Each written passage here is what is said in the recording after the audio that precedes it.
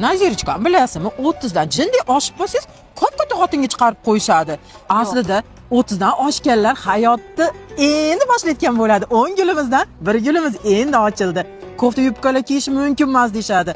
Aynan 30 dan oshgandan keyin ham yarashtirib kiyadigan kofta yubkalar olib kelib qo'ydik sizlarga.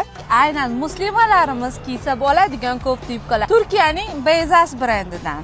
Oldilarida bezaklari nima deyapti? Полностью рабочий tuymalik. Bizagina qaranglar, juda ham noodatiy. Beyzas o'zi juda ham chiroyli modellarda liboslar ishlab chiqaradi. Onlayn xarid qiladigan klientlarimiz har doim materiali nima deb so'raysizlar.